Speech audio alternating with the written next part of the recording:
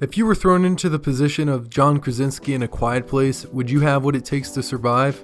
In this How to Beat video, I'm going to critique character decisions and give advice on what they could better do to ride out the apocalypse in A Quiet Place. So quick background on the situation. Aliens made their way to Earth riding on meteorites. They have super hearing, razor sharp arms, and they're bulletproof. And to top it off, these aren't nice aliens either. These aren't your run-of-the-mill Men in Black aliens. You guys get along alright? These are some fucking xenomorph type aliens. To put it bluntly, Emily Blunt, that's the mom. Some things I noticed right off the bat are that the family is large, they're mostly young and stupid, they have dwindling resources, and there's a lack of survivors. So the outlook on their survival, it's not looking too good. Now let's watch some critical scenes to see where they messed up. The first mistake. They weren't keeping a watchful eye on their kids. In the first few minutes of watching, we get to see the youngest make two major mistakes. Not only did he almost drop a very large toy off a high shelf, which would make a lot of noise, but then he walks up to them with the batteries in it, which could have turned it on and made a lot of noise, getting them all killed. Are you just gonna let him wander off on his own? No, you're gonna be holding him close to you, watching everything he does. So it doesn't really make sense that he just walks out of the building not worried about this kid. If there's one thing we know, especially about kids in movies, is that they're really, really stupid.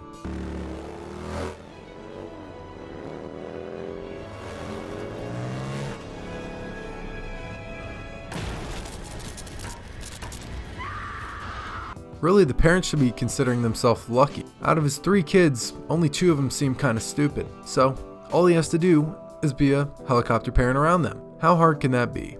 The second mistake, letting these kids outside anyway, at all. Given that they're not going to be able to carry much, do anything, they're not going to be very useful outside anyway. So what's the point in bringing them out? Now I get that they're probably worried about them being home alone. I mean shit, normal parents are worried about their kids being alone anyway. I mean, I can't blame them for being worried about them in this situation. But there's a point where you just have to weigh out the odds. Now we already know that they have a secret bunker, which eliminates most of the sound. If they can be very clear to their kids to stay quiet and play games or whatever in the bunker for a couple hours while they're out, that's a much better situation than going out and risking everybody's lives. Because as you can see, bringing them is a major liability. They aren't aware of how drastic their decisions impact the entire group. We see this when we lose our first character in the movie. The sister was just trying to do something nice for her little brother and probably wasn't thinking of all the possibilities that could go wrong with what she did. And that could have killed everybody. So, point here is, we cannot be dealing with these kids. Leave them at home.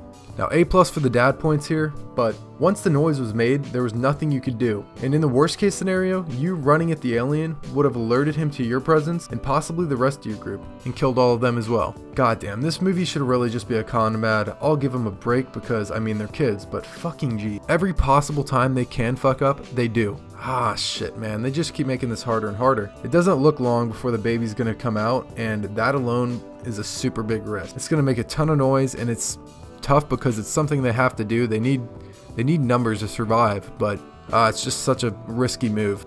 Again, these guys are excellent parents, but I don't think learning times tables is necessarily the main concern. But you know, fuck, I mean, when you rebuild society, those ACT scores are going to be popping off. Oh, I can already see this is going to be a tough one.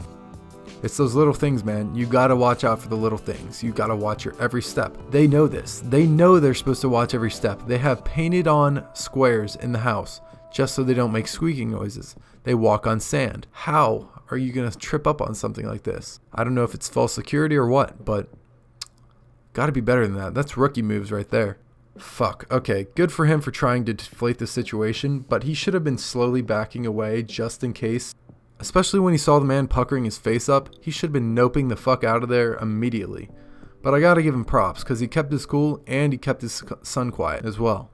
Fuck man, this hurts to watch honestly. There's no way she could have held that scream in.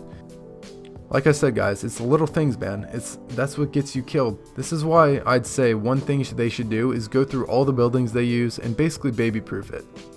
If they already have the painted on squares in the one house, they should continue these practices by going through each house and baby proofing it.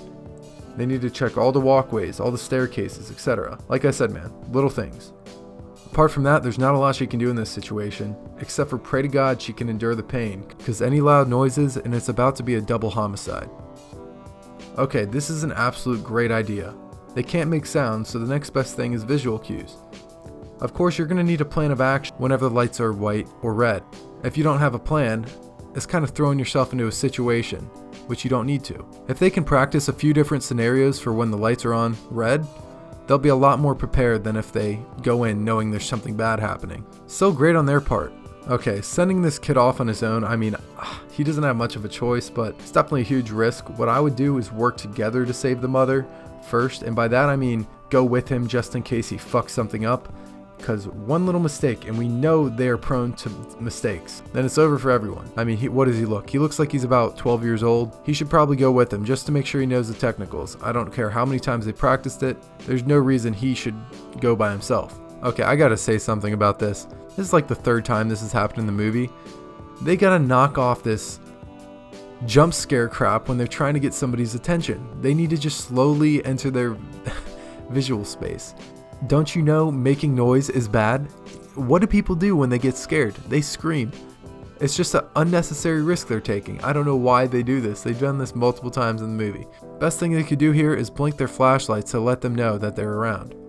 Now the flashlights might make a small noise, but I would get one of those flashlights that has like a rubber button, doesn't make a lot of noise, and keeps you from screaming at your brother because you thought he was a monster. Can your luck get any worse than this? I don't think so. But going for the baby is definitely not the move. I would do the bait and switch just like earlier.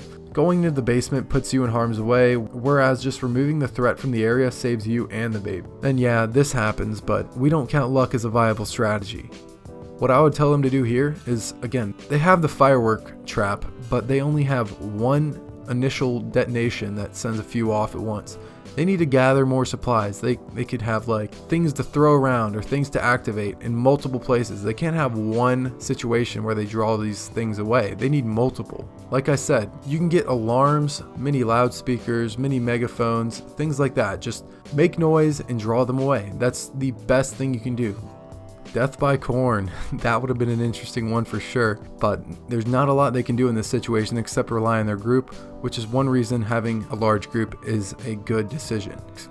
It does have its drawbacks, but in the end, this might save your life more than it would harm. Alright, knowing what we know now, honestly arming himself at all was pointless, and distractions were by far the best option. After losing the greatest dad in film history, the remaining family makes it to the basement, where they make their last stand. When it seems like there's no options left, the girl comes to a realization, and that's that her hearing aid is the alien's weakness. She disorients the alien, and it appears it's dead, but it gets back up only to meet the end of a shotgun barrel. The mother fires and kills the alien. The family gears up ready, with the newfound knowledge ready to take them on. They should have planned obviously for the chance that the homes would be invaded by the aliens and a last stand scenario. They also should have planned for a situation where other people showed up, and finally, they should have prepared for when their stupid ass kids would do stupid things, and honestly, they should have just kept them inside the quiet room as much as possible. Things they should do next. Now, knowing everything we do from the events in this movie, the next steps are pretty obvious, but it will take time. First, I would gather all the equipment used to disorient the creatures and scale it up and mobilize it if possible. When possible, they also need to start searching for more people. Now they know that these things have a weakness. They can share this with the other groups, then all they would need to do from there is gather supplies and scale up your defense to start reclaiming Earth. A Quiet Place was released in 2018 and was one of my favorite movies of the last decade and one of my favorite horror movies of all time. With the sequel quickly approaching, I'm really excited to go see that, and I hope you guys do as well.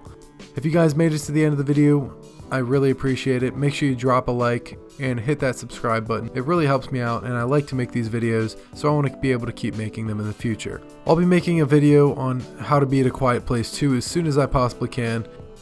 Also, make sure you check my About section on YouTube for my Discord, Twitter, and Twitch. I'd love to have more people in the Discord. We got a bunch in there already. I spoke to a few of you, and you're awesome.